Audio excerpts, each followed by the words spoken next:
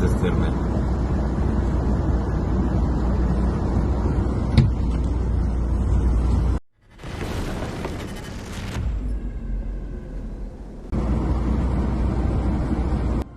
As it appears that additional U.S. military aid to Ukraine is now imminent, the Ukrainian armed forces launched yet another one-way suicide drone attack tonight against the energy and oil infrastructure of Western Russia, with tonight's strike having targeted the Rosneft oil depot near the city of Yartsevo in the Smolensk region of northwestern Russia.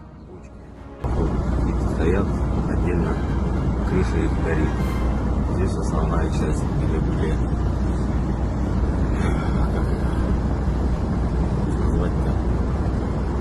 Russian telegram channels report a drone attack on an oil refinery in Russia's Voronezh and on fuel and energy facilities in 2 districts in Smolensk region.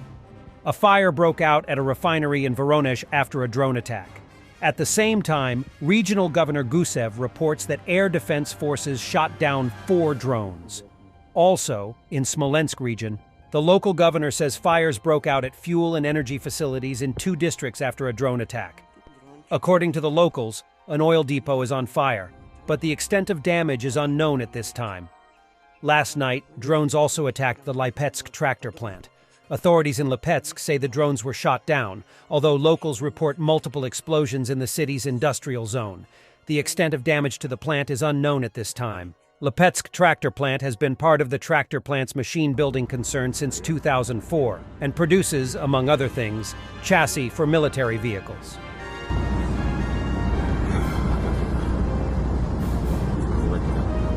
Near Ocheretin in the Avdiivka direction, the invaders shot their own from the 30th Separate Motorized Rifle Brigade, mistaking them for soldiers of the Russian Volunteer Corps. Back on April 21st, Z channels joyfully published a video of the occupiers who claimed to have destroyed traitors from the RVC, showing a whole group of dead. The bodies were in NATO uniforms.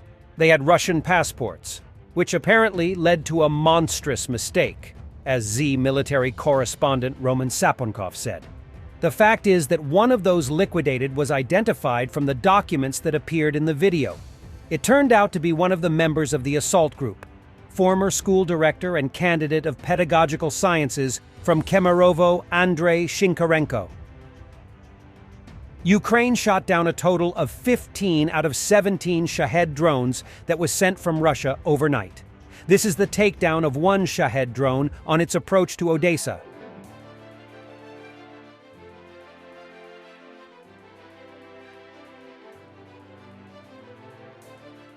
Russian Deputy Defense Minister Timur Ivanov, Shoigu's deputy, has been detained. He is accused of accepting bribes, said the Russian Investigative Committee. Peskov said that Putin and Shoigu are aware of the situation. Timur Ivanov has been a Russian Deputy Defense Minister since 2016.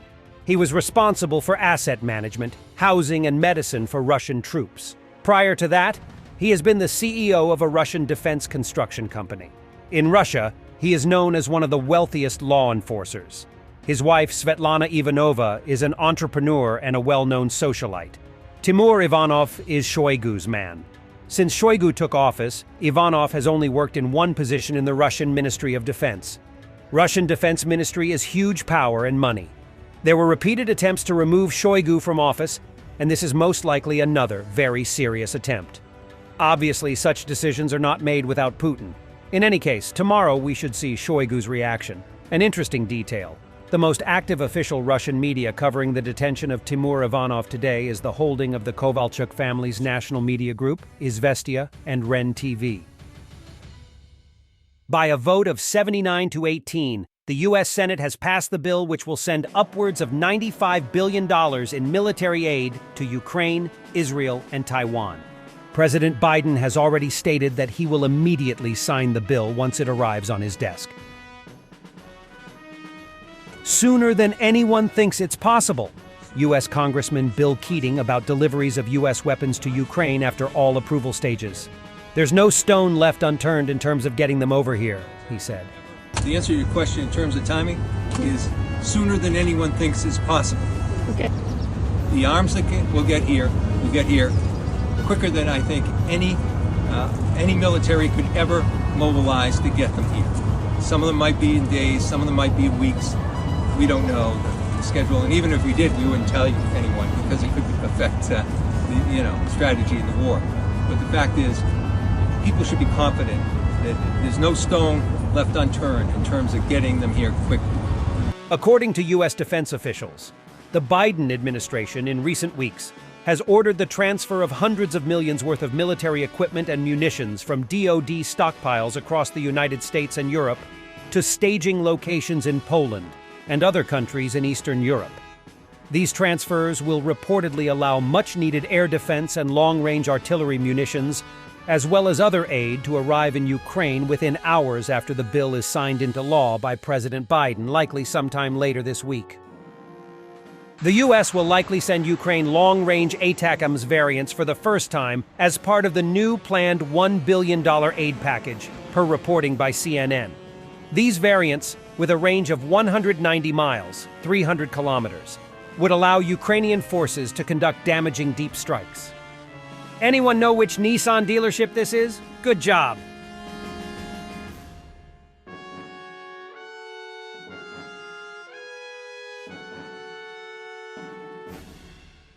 This is also what Ukraine is fighting for, so all families can reunite fully.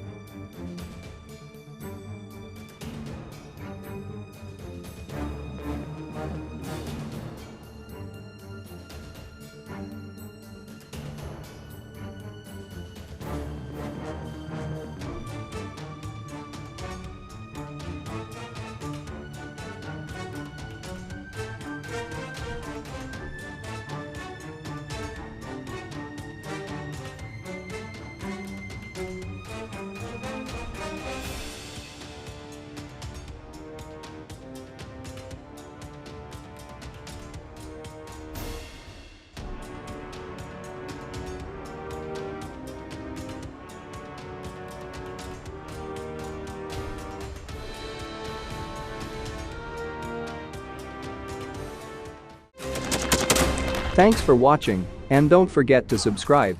Also, if you want to support Warthog Defense, please become our member and get early access to new videos, exclusive members-only videos, and become administrator in comment section. The membership link is in the description. Rescues every day. We had a guy last week, it's 6 rescues in 6 days. You know, he's doing the job every day.